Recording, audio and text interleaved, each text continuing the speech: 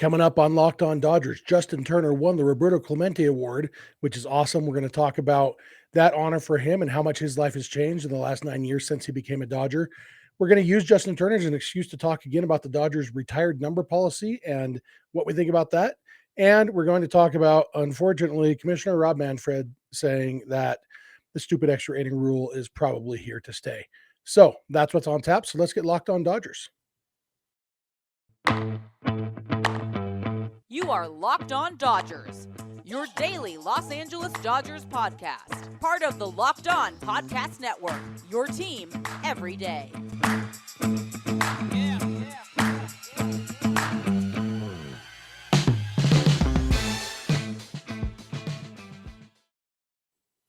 Hello, Dodger fans. Welcome to Locked On Dodgers, part of the Locked On Podcast Network, your team every day.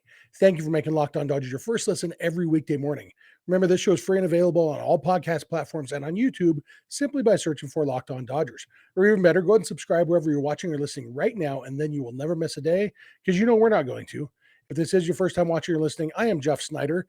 My normal co-host is Vince Samperio. It's going to be just me all week long because Vince is off covering the World Series that unfortunately the Dodgers aren't playing in for his day job. So it's just me this week, but Vince and I are both lifelong Dodger fans just like you are. We've also both spent time covering the Dodgers in the press box and the locker room. So we're not quite insiders, but we bring you the smart fans perspective on our boys in blue every weekday morning. And that's what we're going to do right now. I say we, it's just me, but you're here too. So it is we. And the big news on Monday was Justin Turner was named the winner of the 2022 Roberto Clemente Award. It's an award given every year to a player who exemplifies the spirit of Roberto Clemente in his community service and basically just being an awesome dude. And there's really no better option than Justin Turner. Plenty of deserving people, obviously. Every team nominates one player. This is actually the fifth time the Dodgers have nominated Justin Turner. I haven't seen for sure in the rules. I assume the rule is that you can only win the award once in your career because there's never been a repeat winner. And so it seemed like the Dodgers were just going to keep nominating Justin Turner until he finally won the award. And he finally did. And very exciting news for him. He's very much a deserving winner. He and his wife, Courtney, have really poured their heart and souls into the city of Los Angeles, especially people most in need, children with sicknesses, veterans, homeless, basically some of the people who need help the most. Justin Turner and his wife, Courtney, as a team are there to help them. They've raised millions of dollars over the years through their Justin Turner Foundation for all those different causes. And Justin and Courtney are just great people. And so really this award is for both Justin and Courtney. Everything they do is together. And you can tell that by listening to JT talk that he knows this isn't an individual award. It's him and his wife earning this award. And he had some interesting things to say. Before he went on stage, he sent a little message on social media, a little video. He said, "I couldn't be more proud of this honor. My wife and I have put our heart and soul into giving back to the city of Los Angeles and trying to lift people up in times of need, and to be recognized on this platform here at the World Series is very special. Our work isn't done. With this award comes a greater responsibility, and we look forward to impacting more lives in the future." And then once he was on the stage talking about it, he said, "As a Los Angeles Dodger, the bar was already set pretty high for Court and I, with guys like Steve Garvey and Clayton Kershaw, who are obviously previous winners. To be able to follow in their footsteps and try to make the organization proud and make the Clemente family proud is something that we hold near and dear to our hearts. I just want to say thank you," talking to Roberto Clemente's family, who was sitting next to him on the stage, "for being here and for this opportunity.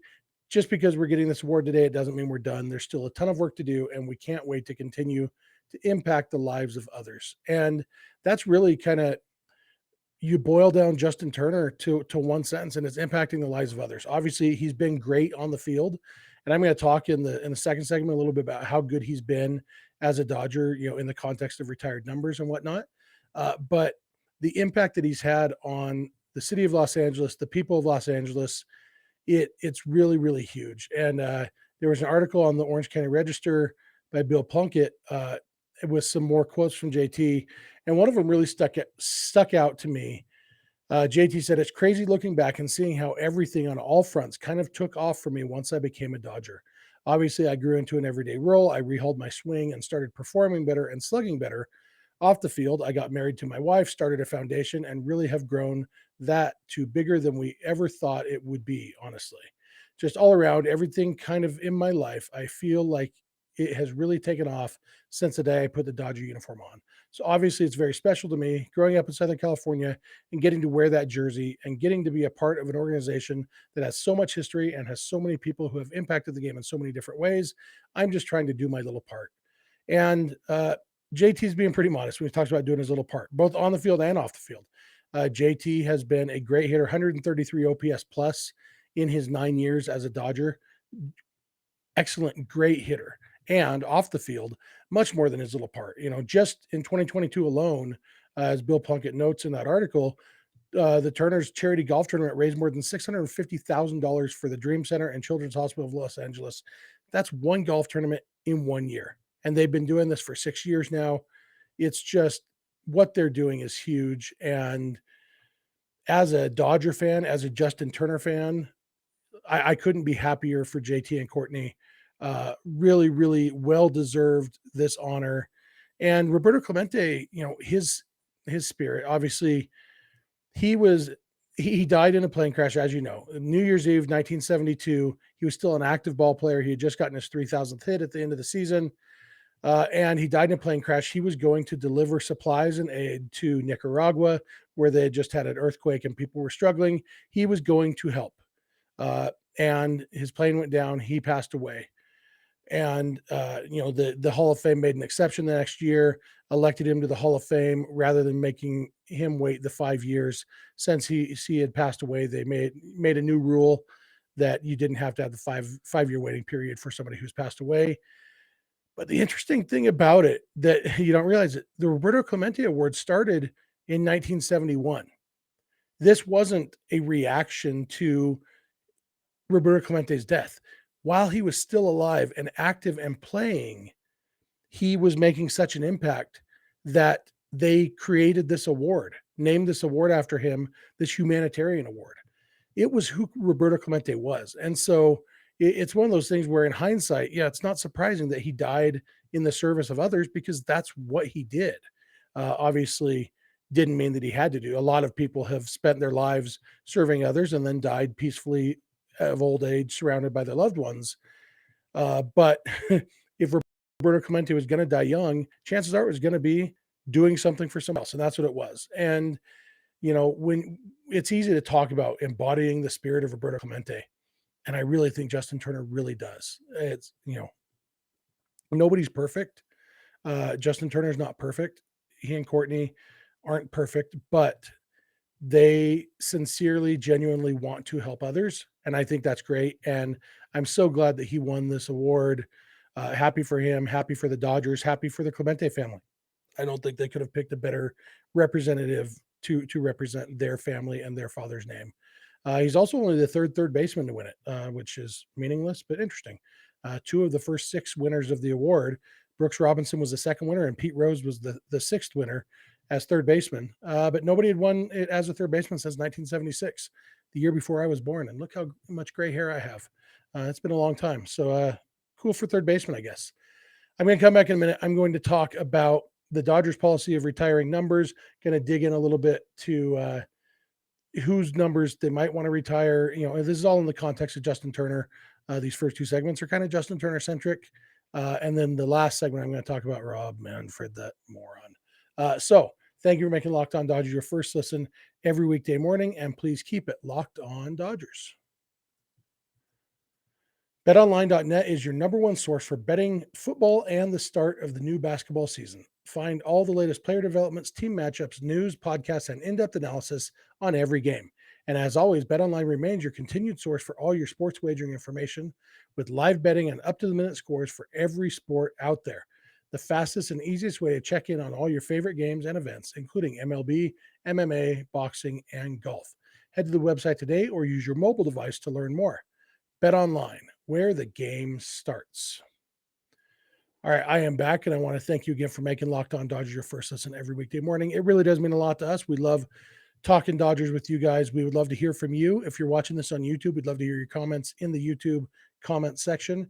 If you're listening on the podcast, we'd love to hear your thoughts through social media or email or text or voicemail. I'll give you all that contact info at the end of the episode, like I always do. But you probably know it because you're a regular listener, right?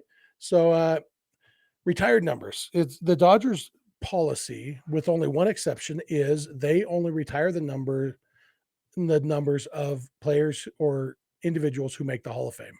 They have retired 11 numbers. 10 of them are Hall of Famers, 8 players, 2 managers, and then the one exception is Jim Gilliam, who had an excellent career with the Dodgers, played for the Dodgers for a long time, was a borderline Hall of Famer, and then coached for the Dodgers after, and then passed away while coaching at a young age, coaching for the Dodgers. And so it was a combination of a lot of things. He was a favorite of the O'Malley family. And so a lot of different things went into him being the one exception to have his number retired. And I don't begrudge Jim Gilliam's number being retired at all. Even if they keep the policy of only doing Hall of Famers, I think Jim Gilliam is a pretty cool exception to that rule. But I want to talk a little bit on baseballreference.com. If you go to a franchise page, one of the things near the top is it has a list of their all-time top 24 players by wins above replacement, their most valuable players over the years. And obviously, Mike Piazza doesn't make the Dodgers top 24 because he wasn't with the Dodgers long enough to amass that wins above replacement. Obviously, he's a Hall of Famer. He is one of their best players, but he didn't play with them long enough to make that. So it's kind of a combination of being good and having longevity. Justin Turner is currently 21st on this list. He could realistically, I think he could get up to 16th on the list. I doubt he'll get much higher than that. Right now, he's at 34.0 WAR with the Dodgers. Jim Gilliam in 15th place is at 40.8. So JT is 6.8 behind Gilliam. I don't think JT is going to get there, but I could see him. Fernando Valenzuela at 16 is at 36.8. So JT is only 2.8 behind Fernando. I could see him getting that. He had 1.7 this year in what was his worst hitting year as a Dodger. He also played mostly, or not mostly, but more DH than usual. And so it's harder to amass WAR as a DH than as a third baseman, simply because of defensive adjustments, all that stuff. So JT is currently 21st, could get as high as 16th. He's not going to get near the top. He's not going to be a Hall of Famer. Justin Turner is never going to make the Hall of Fame. And that's kind of what got me thinking about this is Justin Turner is a Dodgers legend at this point. He's been with the Dodgers for 9 years. Between what he's done with the team in the postseason, in the regular season, and what he's done for the city of Los Angeles, he is a bona fide Los Angeles legend. And I don't think anybody would argue if the Dodgers chose to retire his number. JT is much more deserving of a retired number than at least half the numbers the Yankees have retired. For example, Yankees retire too many numbers. I don't want the Dodgers retiring that many numbers. And that's kind of why I started looking at this list of top 24 players to see realistically how out of hand could it get if the Dodgers did change their policy on retiring numbers. And so I looked at these 24 players, and what you have 8 Hall of Famers who have their numbers retired. That's Pee Wee Reese, Don Drysdale, Duke Snider, Jackie Robinson, Don Sutton, Sandy Koufax, Gil Hodges, and Roy Campanella.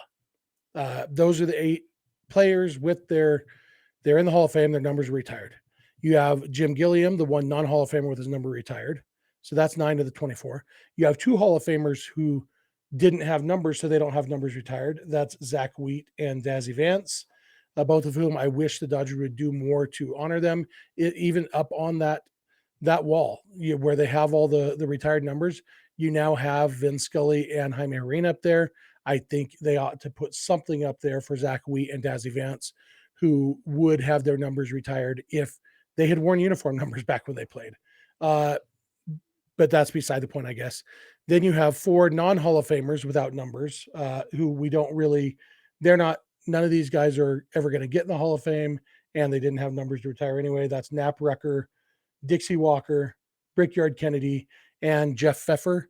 Longtime listeners of this podcast, if you go back a few years when we used to, might have even been the old podcast, Scully Avenue. I think it was this one. I think it was our obscure former Dodger segment. And I talked about Jeff Pfeffer, who was the younger brother of Big Jeff Pfeffer. And neither of them was actually named Jeff. Big Jeff Pfeffer was nicknamed Big Jeff because they said he looked like a boxer named Jim Jeffries or something like that. I've discovered almost everybody named Jeff back in the early 1900s in baseball was nicknamed Jeff because people thought he looked like Jim Jeffries. Maybe Jim Jeffries looked like everybody. So Big Jeff Pfeffer was nicknamed Jeff because he looked like Jim Jeffries. His little brother is just Jeff Pfeffer because he looked like his big brother, Big Jeff Pfeffer. Although Big Jeff Pfeffer was 6'1", 185. Jeff Pfeffer was 6'3", 210. So neither of them was named Jeff, and Big Jeff was smaller than Jeff. Anyway, that's a lot of Jeffs for this episode, which, I kind of like that name, so it's all right. So those are the 4 non-Hall of Famers without numbers retired, which leaves us only, and then you got Clayton Kershaw, who is a surefire Hall of Famer. His number will be retired. So he will be the 14th retired number for the 12th, sorry. They currently have 11. He'll be the 12th retired number. And then you have 8 guys who will never be in the Hall of Fame, most likely. Not for sure, I guess. There's still arguments to be made for these guys in the veterans committees, but most likely not going to be in the Hall of Fame. And those are the guys who, if you retired all 8 of their numbers, that would give you 20 retired numbers. Still fewer than the Yankees. It's a lot of numbers. So I wanted to look at those 8 guys specifically. Number 24 on the Dodgers list of most valuable players is Bob Welch. I think we can all agree Bob Welch, good pitcher, doesn't need his number retired. He won his only Cy Young Award with the A's. He pitched against the Dodgers in the 1988 World Series. He had some big moments for the Dodgers in the late 70s and early 80s, but he's not a guy who I don't think anybody's clamoring for Bob Welch's number to be retired. And then you got Justin Turner, who, like I said, I don't think anybody would be opposed to Justin Turner's number being retired. I think it would be well-deserved. Carl Furillo is an interesting one. He played 15 years, all with the Dodgers, solid player. I don't think anybody thinks Carl Furillo's number needs to be retired. I guarantee you, if you're listening to this right now, you don't know what number Carl Furillo wore for the Dodgers. And in fact, he wore 4 different numbers. Mostly number 6, though, I guess, which is that one that's already retired? No. Oh, Joe Torre wore number 6. I knew a manager wore number 6, but yeah, he wore number 29 and number 5 his rookie year, and then he ended up on number 6 and wore that for the rest of his career. Carl Furillo doesn't need his number retired. Then you've got Steve Garvey. There's a number 6 who probably ought to be retired, right? I think everybody would be on board with the Dodgers retiring Steve Garvey's number. Then you got Fernando Valenzuela. Everybody would be on board with Fernando's number being retired. It's already effectively been retired. It hasn't been used by the Dodgers since Fernando. It's never going to be used again. Might as well retire it. Oral Hershiser, his number 55. Yeah, it ought to be retired. Oral is a legend, Cy Young winner, World Series MVP, champion, and now what he's done in the broadcast booth. Oral's number should be retired. Ron Say, very, very good ball player.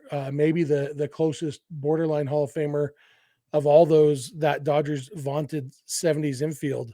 Davey Lopes doesn't even show up on this list. Neither does Bill Russell. Of the top 24, Steve Garvey is well below Ron Say. Say was the best player of all of them. Probably ought to have his number retired. And then you've got Willie Davis. Willie Davis, you can make a very good case he should be in the Hall of Fame. You could definitely make a strong case for retiring his number. He played most of his career, 18 seasons in the big leagues. 14 of them came with the Dodgers. He had a career WAR of 60.7. There are a lot of guys in the Hall of Fame with a lower WAR than Willie Davis. Willie Davis absolutely should have his number 3 retired by the Dodgers. And, it's the problem is so if you retire, so what did we decide on? No Bob Welch, no Carl Furillo, the other 6, yes, which would put us at 18 retired numbers. It will put us at 1, 2, 3, 4, and 6. So half of our single digit numbers would be retired. Justin Turner and Ron Say, you can kill 2 birds with one stone on that one because they both were number 10. So really we're at 17 retired numbers. It's not that bad. It's not that big a deal. And I feel like I'm trying to just remember if there's any other repeat numbers here. I don't think there are No. So everybody else. So yeah, we'd be at 17 or 18 retired numbers. Just get it done, Dodgers. Like I said, they're not going to issue Fernando's number anyway. And the only reason it's not retired is because of this policy. And I think it's pretty easy to say this isn't really that slippery a slope. We are saying if you are as good as Justin Turner's been for the Dodgers or better, yeah, we'll retire your number. Anybody else? No. I think Justin Turner is a pretty good baseline for that. Justin Turner would be very deserving of the retired number, especially like I said, when you can double it up with him and Ron Say. Honor them both, only lose one number. And yeah, have Justin Turner be your baseline. If you're as good as Justin Turner, you get your number retired. If you're not, you don't. Stop outsourcing the retired numbers to the Hall of Fame committee. Basically, you say, hey, baseball writers, tell us whose numbers we should retire. No, we're the Dodgers. Dodgers should decide what numbers the Dodgers should retire. I think that's all I have to say about that. I would love to hear you guys' feedback on that. So what I am proposing is, in addition to the 11 currently retired numbers and Clayton Kershaw once he makes the Hall of Fame, I am proposing adding Willie Davis, Ron Say, Oral Hershiser, Fernando Valenzuela, Steve Garvey, and Justin Turner. That's what I'm proposing. I'd love to know what you think. I'll give you all the contact info at the end of the episode. I'm going to come back in a minute, and I am going to be frustrated with Commissioner Rob Manfred, as I often am, because of something that he said over the weekend about the stupid extra inning rule. So thanks for making Locked On Dodgers your first listen every weekday morning, and please keep it Locked On Dodgers.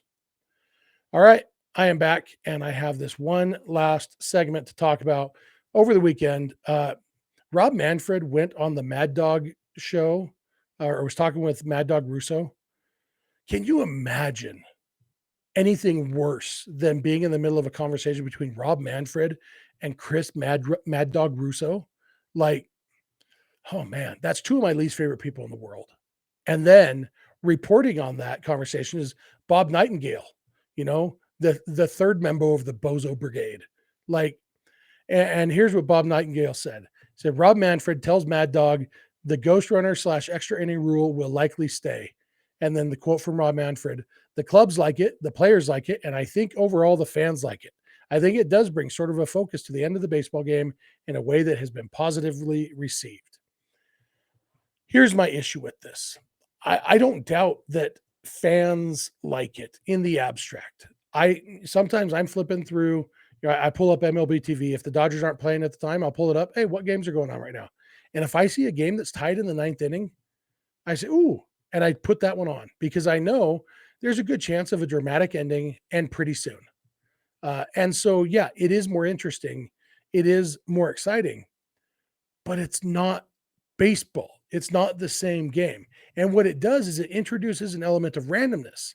And I think this is part of why I don't like the rule, because randomness hurts better teams. Because if you say, okay, you now have a 50-50 chance of winning, that's worse than 60-40. It's better than 40-60. So if you're a team that on its merits would have a 60% chance of winning, and now you have a 50% chance, that means you were hurt by that rule. And that's what I don't like. It increases the randomness. And personally, I believe that baseball is more fun when better teams win. And I know underdogs are fun, blah, blah, blah, blah. But overall, I think teams should be rewarded for putting together good teams. And even in the regular season, even a quote unquote meaningless regular season game, there's no such thing as a meaningless game in baseball. And when you add randomness, it's just ridiculous. And so for a fan of a good team, that randomness gets frustrating because, in the last 2 years, the Dodgers have a 203-84 record in 9-inning games. That's a 707 winning percentage. They have a 12-22 record in extra innings, 353. I know a lot of people, are thinking right now, you're probably thinking, well, it's exposing fundamental flaws because they don't know how to sacrifice bunt. They don't know how to play small ball and blah, blah, blah, all that. I'm not going to say you're wrong. I'm going to say I disagree with you. The fact is there's a huge element of luck inserted into baseball when you put a runner on second base, because you could have a pitcher who can come in and you know what? He gets a weak ground ball and a strike and a fly out and a strikeout, and he's the losing pitcher because the weak ground ball moved the runner to third and the fly out scored the run. and they lost the game. It's ridiculous. Honestly, it's ridiculous to have a pitcher do his job and get a loss for it. Have a team do their job and get a loss for it. Even if you love small ball, and the fact is, teams don't bunt very often in extra innings. And, it's not just the Dodgers. Even though if you think the Dodgers should bunt more, no teams bunt in extra innings because bunting is hard. Pitchers are trying to get you out, uh, and it's not always successful. And the other team gets a runner on second too. The only time I'm in favor of the bunt in extra innings is if you're the home team and you've held the visitors scoreless in the top of the inning. Yeah, sure. Okay. If you have a guy who can bunt, move the guy over to third, and then you can win on a sac fly. You have 2 chances to get the guy in. But even then, he's already in runner in scoring position. I'd still almost rather just take three shots at getting a base hit. Um, but that's all this like. It's a different game, and that's my issue with it. My other issue is Rob Manfred saying that overall the fans like it. I think Rob Manfred suffers from the same misconception that a lot of baseball writers do, because the dumb stupid rule, it does create excitement for people who don't care who wins a game. When I'm flipping through on MLB TV, it's like, oh, there's a game I don't care about, but it's in the 9th inning and it's tied. I'm going to watch that. So yeah, that creates excitement for people like that. But if you actually care about who wins the game, that element of randomness is infuriating and it's stressful and frustrating, especially if you're a fan of the better team. So the end result is that you have a rule that everyone likes except the people most likely to actually be watching the game in question. It's like if you work for a cat food company and you base your cat food formula on the fact that dogs and parrots really like it. And then you tell Chris Russo, overall, the animals like it, without ever paying attention to what do the cats like? Because the cats are who matters when you're making cat food. And when you're making a baseball product, the fans who are likely to be watching the game are the fans you should be catering to, not baseball writers who don't care who wins. I just want a good game. I just want excitement. Okay, who cares what you think then? What matters is the fans watching the game. If 90% of the fans watching the game hate the rule, it's a bad rule. Even if 90% of the fans not watching the game love the rule, because the fans who are watching the game are the ones who matter. And so this is a good example of why you should never give an inch on anything. Never compromise, because as soon as you give that inch, you're never getting that inch back. Back in 2018, MLB brought the extra inning rule to the minor leagues, and I did not believe it would ever make it to the majors, because I even said on Twitter, I said, I think there's a clear difference between the places where they've implemented it, where winning doesn't matter, and real major league games. Then 2020, the pandemic hits.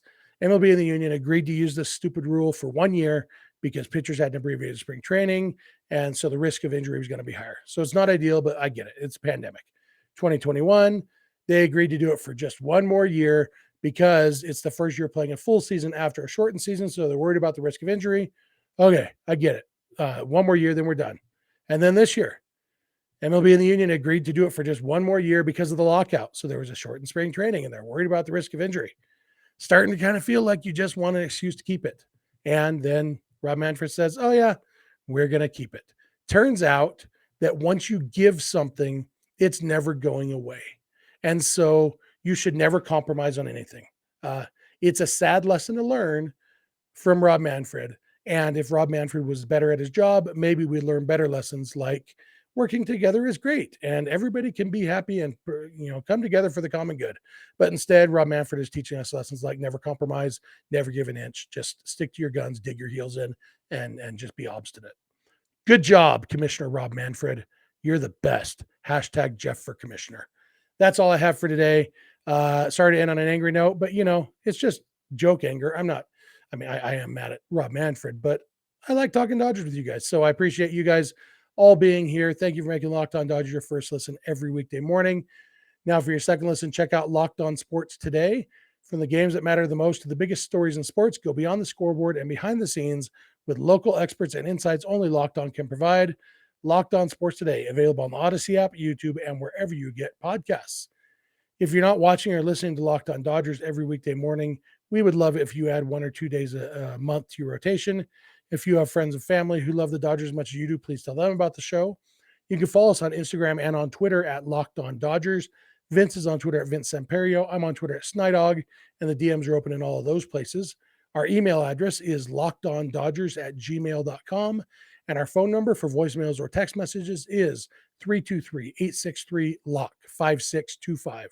We are here every weekday morning, and we hope you'll be here with us. When you get in your car or sit on your couch, tell your smart device to play podcast Locked On Dodgers. And remember, you don't have to agree. You just have to listen. We'll talk to you tomorrow.